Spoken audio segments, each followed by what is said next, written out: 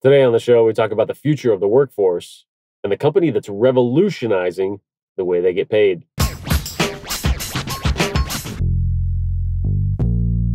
How's it going, everybody? Jason Croft here, the Credibility Craftsman. And today on the show, I've got Craig Lewis with his company, GigWage. He is changing the way companies like mine, pay our employees, taking a very, honestly, a simple concept and revolutionizing how we kind of run our businesses. So it's so common right now for folks to pay contractors, and we're all living on this 1099 way of doing things so much that it's a lot to keep up with, though. And his company simplifies that process so much, makes it so easy, and I think he's got a phenomenal product on his hands. So I'm excited to share his story with you, what's led up to that and what he's doing with that company. And, doing it right here in Dallas, which is just fantastic. So let's jump in with Craig Lewis. Thanks for having me, man. Man, this is so exciting. I missed the opportunity to have this gentleman on the show way back when I had Startup Dallas, had series going on there, cut that short. So I'm so excited. Yeah. Reconnected over Startup Week this past week. Yeah, which was a great event, by the way. So much fun. That was a busy. I was excited. I got to jump in for all 5 days and see so many people. That was a blast. Yeah, that was my goal. I wanted to do at least one thing every day. Yeah, right. So just cool. Great event. Highly recommend. DSW 19, folks. On and popping. So Craig Lewis, everywhere is Craig J. Lewis. Indeed. Wasn't sure, are you legally bound? Yeah, right. To if someone talks to you, don't infringe upon my name, right? No, it's funny. A funny story behind that. So Craig Lewis is obviously a very common name, mm-hmm. and I actually started kind of in the payments and payroll space 11 years ago, and I was applying for this sales job at ADP, mm-hmm. Automatic Data Processing, and they ran my background. And they ran it under Craig Lewis, data profile and stuff. A lot of convicted felons are named Craig Lewis. You're a good company, yeah. So I thought I'd rebrand myself and not give myself any troubles with back then jobs or now investors or clients. And so the Craig J. Lewis is not as intentional as people think it is from a branding perspective, but it's worked well. So I like it. So what was that first? Because I know that you've been in that space now with GigWage. Yeah. You've been in that world and payroll and all of that. I definitely want to dig into what that's all about. I'm really excited about that offering for somebody who probably needs it. You do. For one thing. But what was the first foray in terms of entrepreneurship and leaving? I need to find a job behind and. Yeah. So there was this kind of whatever the word is, this middle spot here, where I kind of knew I wanted to start a business, but there were still some things I needed to learn. And so I started, the first kind of thing was basically a subsidiary for a credit card processing company. And they gave me about $500,000 budget and said, hey, can you go build a payroll company for us? Interesting. And I still had a salary and I was able to work with that budget. But mm-hmm. that was my first time building a successful company from scratch. What was that? It's called SimPay now, but at the time it was called Alpha Payroll Services. Okay. And it was a subsidiary of Alpha Card Services out of Philadelphia. Gotcha. And so, that was kind of my first jump into building something from my head to a team of 10 and tens of millions of dollars in payroll and that kind of thing, right? Technology and the whole nine. But we were licensing technology. And so I knew that if I was going to do something special, I needed to understand how to build technology. Why though? Why do you think that? Well, Steve Jobs has this great quote about owning his technology, the full stack of his technology from top to bottom. And, Apple's always kind of been known as this closed system. But there's something to be said about the ability to control the technology, and then that controls operations and marketing. And so you just have more control, right? And so not be beholden to some other company you license technology from. And so I didn't really know how to do that, although I understood tech. And so I joined a startup as I was, I guess, employee 2 or 3 or something. I was a chief strategy officer for a company called Kairos. Okay. And Brian Burkeen, who founded Kairos, had just left Apple and was going through this accelerator for African-American-owned technology companies in San Francisco. And the founder of New Me Accelerator introduced me and Brian, and that's kind of how, I jumped on that bandwagon. Yeah, and great timing. And so I learned how to build product and build a team, and we went up and down Sand Hill Road and, pitched to all the major VCs, raise money, angel money, just all legal jargon. I learned the whole kind of venture and tech space at Kairos. And that was my first, like, no money, no check, grind it out type thing. And that's where I cut my startup team. Oh, wow. So, I mean, talk about such a valuable, like, intensive. It's crazy. That's how you learn it. Yeah, I mean, we ran out of money. We furloughed. We had to make all the hard decisions. What does that mean, furloughed? So like literally, like there's a legal term for basically not paying any of your staff and letting them go without pay for a month. And you can only like technically do that like once within any given time frame. It's a sad day. Oh, I bet. But we went through that and bounced back and then raised a $1.3 million round. And so, I had all of that experience, and that was the last thing I did before starting this company. Wow. Yeah. So it was just kind of this phase, right? I learned how to sell technology. Then I learned how to kind of build and manage a company. And then I learned how to build a product and build a team around that and raise money. And then I said, let me bring all that together. And that's kind of the entity GigWage we have today. Oh, yeah. So tell me what GigWage is. Yeah. So GigWage exists to power the future of work. And what do we mean by that? We power payments and compliance around 1099 independent contractors. Mm-hmm. So Uber drivers are contractors, Lyft, Airbnb host. But 28 million small businesses exist, and we all use contractors, right, and vendors that we have to pay, manage, and support. And there was no good system that existed to do that. And so we launched GigWage as a pivot to another company we had kind of started to solve that problem that we had identified in the market. Wow. And how does it do that? So what's the differentiator there? Yeah, so a small business can quickly sign up, quickly link their bank account, and quickly pay a contractor, and then track and be in compliance with that at year end. So we've taken payroll and made it much more like a PayPal or a Venmo type of ease and user experience, but added the compliance layer around that too, and it's all technology driven. So is this like a monthly subscription? Like what? Yeah, so the businesses pay a monthly subscription. They pay $10 a month per business, and then they pay $1 per direct deposit, and then they pay additional fees for their forms and filing at the end of the year. Okay, so you're keeping track of all of that for them. I mean, essentially being a payroll company because I know for me, like I've got a small agency. When I hire somebody, it's contract based. Just like I'm your model target, I think. Bingo. Yeah, I was talking to the customer service team, and they said we didn't see the Jason Croft show in our customer list. So I told them I'm gonna work on that. I said this will be a sales call. There we go. By the end of this interview, we'll have them signed up. It only takes a couple seconds. You're gonna see a sales pro in action right now. Boom, closing.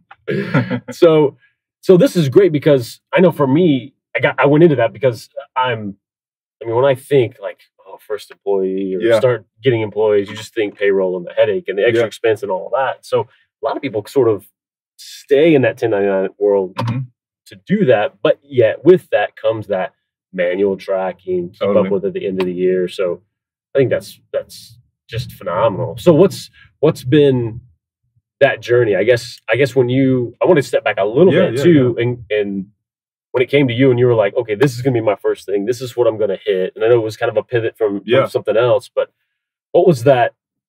This is it. Yeah, moment. Kind of that moment, right? Well, so we built this product. We built a brand new technology from scratch, top to bottom, kind of my goal, right, to own the technology. And we put it on the market with no branding, no marketing, nothing. We just kind of launched this basic page, and we wanted to get customers to kind of use it and give us feedback. And without any marketing, we saw an array of businesses signing up and using the service. So we saw real estate companies signing up, and we saw consulting companies and freelancers. And then we had a couple of on-demand, like mini Uber sign up. And it literally with zero marketing, which actually we haven't spent any money on marketing yet to this day. But out of the gate that happened, we didn't have a logo, we didn't have a brand, we didn't have anything. And so we knew we had kind of found product market fit. Just by launching the product, like it was solving a problem that people were searching for organically, which we knew it, but it validated it, right? And so literally from the time we launched and we started seeing customers sign up, we knew we had something. That's fantastic. And when did you start kind of reaching out and sort of talking to the market a little more? And has there been a level of, okay, where are we fitting as far as industry and then features they need or anything like that? Yeah, we immediately. And so we launched version 1 of this product last summer. And we spent about 6 months getting feedback from those current customers, and then customers that we would kind of lose. They would make their way to the site and maybe not sign up, or maybe they would sign up and not pay anybody. And so we started having those conversations, which actually led to what we have in the market now, which is our second version in our public beta. And so we've been listening to the market since day one. And some of the interesting things we found are, we think going into finishing this year out and going into 2019, listening to the market, not only from a product perspective, but distribution. We think we found some interesting paths of how do we get in front of millions and millions of small businesses with this offer because they need it. But if they don't know it exists, they can't. Right. And what are some of those channels? Yeah. So there's a couple different things. One is how do we get in front of a lot of contractors, and 2 is how do we get in front of a lot of small businesses, and they kind of are solved with the same problem. So what's the benefit of getting in front of contractors? Well, when I say getting in front of them, meaning a lot of them getting paid on our platform. Gotcha. So we've signed up a few on-demand companies, right? So mini Ubers for this, Uber for that, Uber for X is what we call them. One locally called Menu Runners, Gas Valet. We've got all these different companies that are on-demand something. Well, they have a lot of contractors.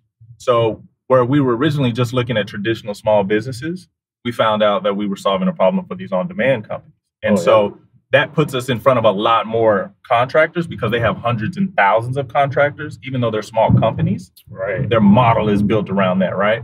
And so developing our features and products around serving on-demand companies and small business software providers. So companies that already provide some type of software to small businesses around payroll, payments, timekeeping. Gotcha. So they got the same client base. Bingo, right? And they want a better way to pay, manage, and support their small businesses contractors. And so we're rolling out an API to serve both of those masters, right? And so one API helps those on-demand companies, and it helps the small business software providers too. So it's really cool. And again, that just gives us scalability, helps us, get in front of hundreds of thousands of small businesses and millions of contractors versus just having to pick up one small business at a time. Right? Because that could be tough.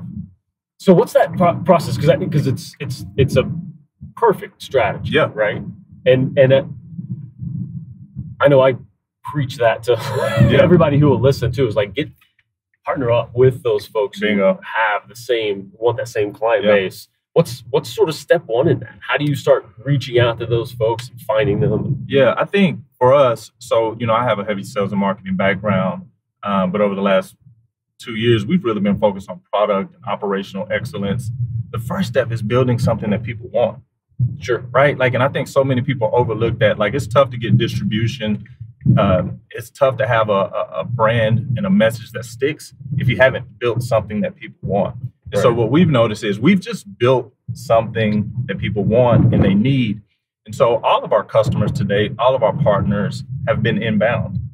Oh, wow. Okay. And so, what does that look like? Well, the internet is the internet, right? It's an amazing thing for a reason. So whether it's investors, whether it's customers, whether it's partners, it's all been inbound for us. That's we're learning what the conversations are and how we want to pour a little gas on that and get ready to blow it up. But today, we've just tried to build something that people want, really listen to the market, and continue to build great product around that. So word of mouth has been great for us today. That's great. It's interesting, too, because it seems like, you had some iteration with it a little bit, but it definitely seems like it went against the lean method a little bit in terms of kind of built it first. Yep. And then you guys want this? Yeah. So we pivoted though, right? And so we were building a different payroll product for small businesses, and listening and paying attention to the customers, this idea evolved. Okay. And we noticed that some of our customers and people that had signed up for our previous product, they were paying a ton of contractors or only contractors. And we were this is an opportunity for us to be uniquely positioned to solve a problem that we're uniquely positioned to solve. And that's what drove the pivot. Right. You identified that problem. We saw that first, right, from the market. Yeah. That makes sense. Yeah. So I'd like to say I was just a genius and had an aha moment, but that's you can just say that. I mean, we'll edit out this other part. Yeah. Right. Craig J. Lewis is a genius, not Craig Lewis. That's the difference. Yeah. It's all J for genius. However that works, right? Only smart people will get that one. That's right. So how do you pour that fuel? Like, how do you start, ramping this up? Okay. Money. So we're raising a capital round, and it's entirely built around growth. And then we've got some pretty big partnerships that more probably to what you were speaking to, where, I've just kind of been working and starting to have some conversations with some of these bigger distribution partners. But even signing those deals require capital. So we're putting a capital round together to really just kind of pour into our content marketing and tell our product story better. Gotcha. There's a lot of different ways to do that. We're going to do a lot of A/B testing. We think education in this space is important. People don't understand how to be in compliant. Should they be a 1099? Should they not be a 1099? What are the rules? What are the regs? Who's paying what? So we'll do a bunch of content around that and see where it goes. But we're really big on putting it out there and getting that feedback, right? And so for me to say, oh, well, this is how we grow the business. If you haven't done it yet, right, we're just guessing, right? Right, absolutely. So we've done well, but the goal is, how do we get to 1 million small businesses? How do we do tens of millions of contractors on the platform and do that within the next 5 years? That's a lot of testing, a lot of iteration, a lot of feedback. Yeah. So what does that structure look like right now? The company structure, like what's the team right now? Yeah, so we're about 6 people, all tech except for me.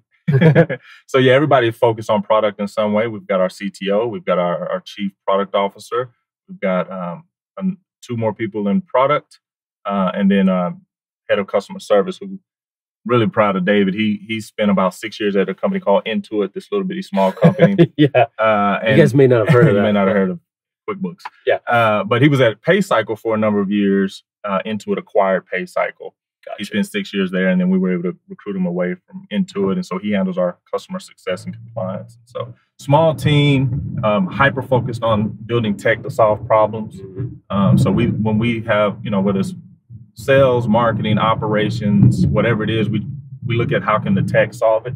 So we're not, putting a lot of overhead on ourselves from a people perspective. My goal is, I think GigWage can be a $1 billion company with less than 100 people. Wow, that's kind of the goal. Yeah. Oh, that's sharp. Yeah, and I think, you're talking about putting out, education content and things like that. I think that's just right for. Well, to your play too, that content, I think video is a big part of that strategy as well. Yeah. I think telling the stories of freelancers and the gig economy and the challenges and successes around that show really well visually. So we've got some ideas around that too. That's great. Maybe a show like this. You sign up for GigWage. You do the content. There you go. See, we're doing deals. We're doing deals, baby. Straight deals. I like it. So what is next? What's I know it's kind of expand. Yeah.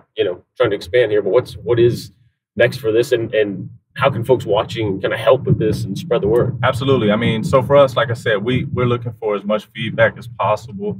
We're gonna pour a little bit more time into the product over the next 30, 60, 90 days.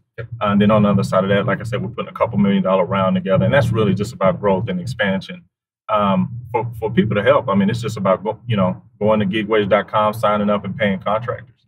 And if someone needs to do that, letting them know that's what they should do. So we've made it really simple for small businesses. It's 3 quick steps. You sign up, you link your bank account, and you pay somebody with an email.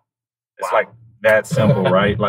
And then moving forward, you don't have to sign up and link your bank account anymore. You just pay people, right? And so whether you're on on the go and a plumber comes by and they're fixing something, or you've got a web developer guy that's doing X, and then this is the way to pay them, and then track them, manage them, and keep in compliance. So it's exciting, man. It's a big, massive opportunity. McKinsey did a study. By 2027, 60% of the U.S. workforce will be some type of contractor. Wow. Right? And this is the proliferation of technology and the millennial generation being the largest workforce, largest generation in the workforce. It's just all coming together, right? People want to be micro entrepreneurs, freelancers, and so I think we're getting in early on a huge opportunity. I think so too. Yeah. Because we're, we're without a doubt trending that way more and more. Even large established companies are preferring to have that remote workforce. Absolutely. Have that, they're open to these different ways of doing things. And then you've got your folks who are, because entrepreneurship is the thing right now in so many ways. Cool thing, right? Yeah. And so many people are doing the side hustle thing. Yep. So even if they've got their corporate job, Absolutely. they need this for that. When what we're seeing on the platform, what's funny is it's not just like, the delivery guys doing the side hustle or somebody at a bar. Like doctors and lawyers they have a side hustle. They have an idea. Really? They have a business. They have, and so it's the real deal. Like, I mean, it's kind of the way of the future. And I think, we call it the future of work. I think ultimately, either you get on board with it or you don't. And like you said, these larger organizations are starting to accommodate remote work, freelance work. And preferring it in a lot of ways. Right? Yeah. So, that's really sharp. And doing it here in Dallas. And that's very intentional as well. I love Dallas. I think we have all the ingredients to build not only a great startup ecosystem, but several multi-billion-dollar startups that start here and stay here. Yep. We've got capital resources. We've got the talent. We've got the entrepreneurial spirit. Like Dallas is built on that, right? Oh, yeah. I talk about it all the time. I spend all the time in San Francisco, Silicon Valley, et cetera. But, the wealth creation we're seeing out there in the Bay is the biggest wealth creation we've seen since 1930. And that was the East Texas oil boom. And that East Texas oil boom money is here now, right? And so I think there's a lot of education going around about, hey, what do we do with the telecom money, the oil money, the real estate money we have here? How do we start to redirect it to this new wealth creation of technology? And it's, it's penetrating all those industries, so they're seeing it already, right? And so a lot of the money here, the family offices are starting to say, well, wait a minute, something going on with this tech thing, right? Right. So Dallas is a great place to be in. It's taken just a little bit longer to sort of like see that trickle through and stuff, but it's happening. Absolutely. Yeah. So we keep getting wins. I think, wins beget wins. It'll keep happening. That's awesome. So how do people follow along? What's the best way? Yeah, I mean, at GigWage everywhere. Okay. That's obviously one. And then Craig is Twitter is at Craig Jamal Lewis. And then everywhere is at Craig J. Lewis. Nice. And so track this guy down. Track GigWage down. I'll let me pay your contractors. Perfect. Thanks so much for being on, man. Oh, man, I appreciate you having me, brother. It's a blast. Indeed. Make sure you follow Craig and GigWage all over the internet. Sign up on GigWage and just check them out. It's an amazing platform and so easy to use. And I know I'll be signing up today. He got me signed up. So I'm excited for it. And just like we touched on here when we talked about that content, in all seriousness, that play to go and find those strategic partners out there. I think it's just so valuable, so smart to go and do. Find those people who have your audience already, right? And in all seriousness, doing a show like this one, some version of this, do a radio show, do a video interview series, interview your best clients, interview your prospects, interview folks who are just big fans of yours. Turn that content into just a phenomenal marketing tool. If you need help doing that, give me a shout. I'm at craftmediaco.com and be happy to work with you and have a phone call and get all that sorted out. So if you like interviews like this, make sure you subscribe here on YouTube. And if you're listening right now, subscribe on your favorite podcasting platform. Helps us get found everywhere. And we'll see you on the next one. It's Saturday night. It was Saturday night and I'm feeling kinda silly. Winter coat on cause the air was chilly, but I'ma make my way out to the record spot. Gotta find some new breaks for the beats to rock. I gotta come with the flavor like some lifesavers. On now and late is Dr. Beatmaker. If I'm a player, it's like a tape deck. And if you miss the gig, then take a rain check. Stacks of wax piled high to the ceiling, need a U-Haul truck if I would think about stealing. But it's not my steed, so I commence with the digging, no kidding. Something that'll keep the beats hitting what I'm getting. So much to choose from, bro.